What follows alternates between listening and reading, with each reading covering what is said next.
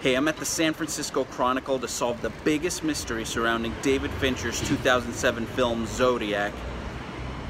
Who was the Zodiac? Gonna figure it out. Movie mysteries.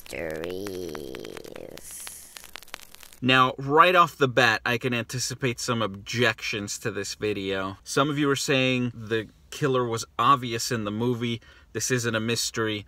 What are you doing? And then some of you are saying there was no conclusive evidence in the movie. You can't solve the Zodiac. What are you doing? And both sentiments are kind of right.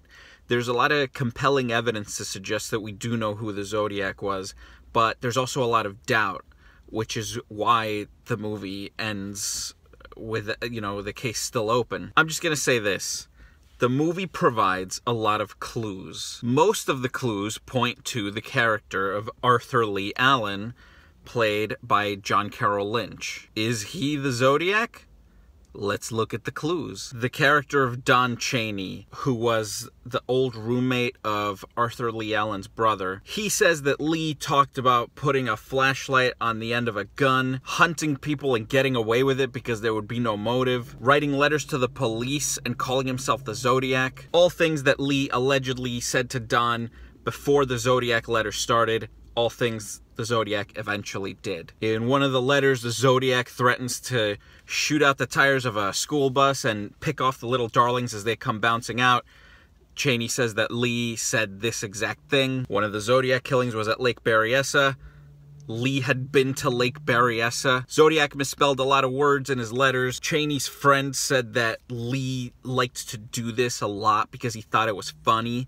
And then Lee's sister-in-law said that he once sent them a Christmas card with Christmas misspelled with 2 S's, just like the Zodiac did. She also said she talked to a social worker who claimed that Lee was definitely capable of killing people. He's a social outcast with a history of behavioral problems who was fired from a school for molesting kids. On October 11th, 1969, Zodiac kills a cab driver named Paul Stein at the intersection of Washington and Cherry. He cuts off a piece of the victim's shirt and then later on mails swatches of the bloody shirt in his Zodiac letters as a way of authenticating them. Well, we see in the movie that Detective Toschi, played by Mark Ruffalo, he visits this location over the years to think about the case. You can look at all the clues and do all the detective work, but sometimes you need to visit the scene of the crime because being there is important. So I went there. I went to this intersection late at night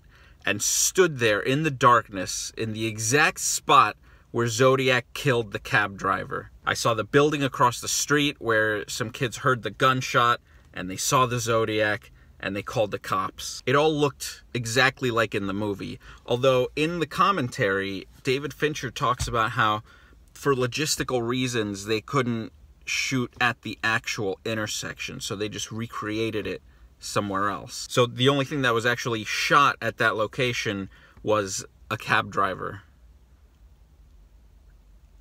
On December 18th of that year, the Zodiac calls Marvin Belli's home and tells his housekeeper that it's his birthday. Arthur Lee Allen's birthday is December 18th. In 1971, the cops interview Arthur Lee Allen at his place of employment. We see that in the movie. The Zodiac wrote about The Most Dangerous Game. Lee himself tells the cops that The Most Dangerous Game was his favorite book in high school. Who the hell's favorite book is The Most Dangerous Game? The weekend of the Lake Berryessa murder, Lee told people that he was going skin diving, and then he came back and said that he met a couple there, and he had bloody knives in his car. Lee volunteered this information. The killer named himself the Zodiac and used a crosshair symbol, and Lee had a watch that said Zodiac on it and had that symbol on it. Does owning that watch make you the Zodiac? No. Did the Zodiac get the idea for his identity from that watch? Yeah. The Zodiac had referred to the cops as pigs in his letters, and at the end of that interview, Lee makes a little comment about how he looks forward to the day when cops are no longer referred to as pigs.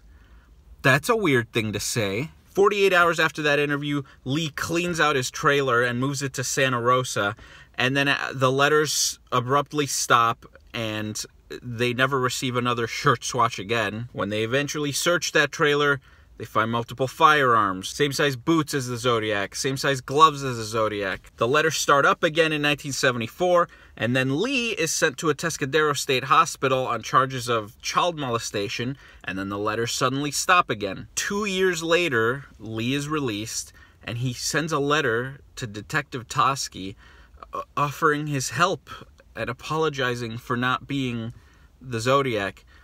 Innocent suspects rarely do this. Then the Zodiac letters resume. The character of Linda that Jake Gyllenhaal goes to see in the prison, she says that Lee knew Darlene Ferrin. Darlene Ferrin is the girl who's killed at the beginning in the 4th of July scene. They knew each other, and that Darlene had said that Lee had killed someone. At this point, the Zodiac had already killed people, but had not started sending the letters. Then, Robert Graysmith, the Jake Gyllenhaal character, discovers that the House of Pancakes where Darlene Ferrin worked was less than 50 yards away from the Fresno Street residence where Arthur Lee Allen lived at the time. And then, in 1991, in the last scene of the movie, we see Mike Mageau again. They track him down.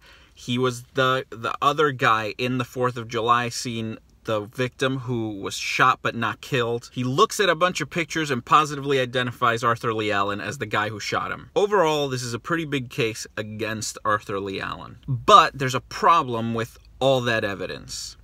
It's circumstantial. Circumstantial evidence is not direct evidence.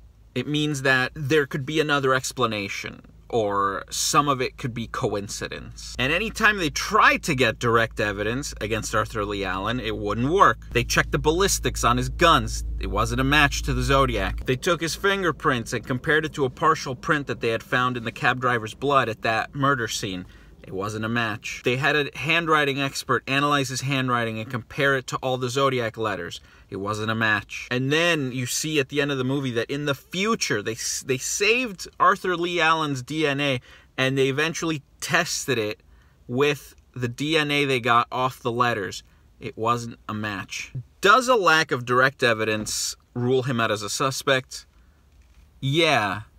But should it? How the hell is handwriting analysis in any way conclusive? The partial fingerprint at the crime scene was not only not a confirmed Zodiac fingerprint, we know that the Zodiac used to cover his fingertips with airplane cement because he said so in his letters. Also, one of the Zodiac's victims positively identified Arthur Lee Allen. I feel like that's pretty direct evidence. But if you want to say that the witness was mistaken, that over 20 years had passed, his memories had changed, he misidentified Arthur Lee Allen, and then you want to dismiss all the circumstantial evidence, you have to assume that Lee's brother and the brother's wife and his former roommate and the roommate's friend are all liars. And what's more likely, that these murders were committed by one highly disturbed guy who we know is a hunter and a sex criminal and a freaky weirdo, or that he was framed by a group of at least 4 conspirators? The more likely answer is that it was Arthur Lee Allen. But more likely is not conclusive. But I didn't call you here to tell you what you already know. I called you here to solve a movie mystery. Is Arthur Lee Allen the Zodiac? Yes. And I'll tell you why. Sorry, it just got way dark. I think I'm okay to continue. Hello? Okay, so here's why. If you add up all that circumstantial evidence and it's not Arthur Lee Allen, what you have is an orgy of coincidence. And that's bad screenwriting. So he's the Zodiac. If you like this video, be sure to give it a big thumbs up. If you didn't like this video, be sure to give it a big thumbs down. Remember to give the subscribe button the old tippity tap. Share this video with your friends who like David Fincher movies and murders. And if you have a movie mystery you want solved, drop it in the comments.